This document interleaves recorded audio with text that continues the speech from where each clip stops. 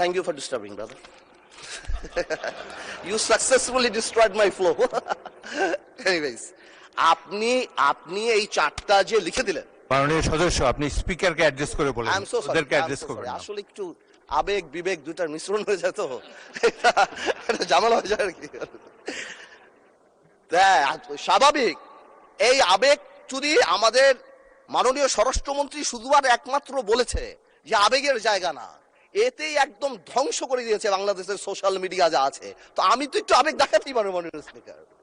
তো এনিওয়েজ, আমি coming back to the point, চারটা প্রভিশন যে দেয়া আছে গণভোটে মাননীয় speaker, if you carefully go through peruse it, এখানে আরেকটা দিয়ে দিলেই পারতো যে এই সকল পরিবর্তন, জুলাই সনদের সকল পরিবর্তন আনা হবে এই সংবিধান সংস্কার কি বলে পরিষদ গঠনের মাধ্যমে, তাহলে তো পারপোস হতো। তো সেটা আপনি করেন নাই। যখনই আপনি এটা ভোটে ফেলেন নাই, তার মানে there is option then I can overlook it and uphold the constitution of the country. এই রেভলিউশনকে আমরা শ্রদ্ধা করি। 17 বছর আমরা কষ্ট করেছি, এখানে আমার ভাইয়েরা অনেক বেশি কষ্ট করেছে। আমরা জেলে গিয়েছি, আন্দোলনে ছিলাম, 20 দলে ছিলাম, 4 দলে ছিলাম, অনেক আগে থেকে। আমরা চাই না, কিন্তু এই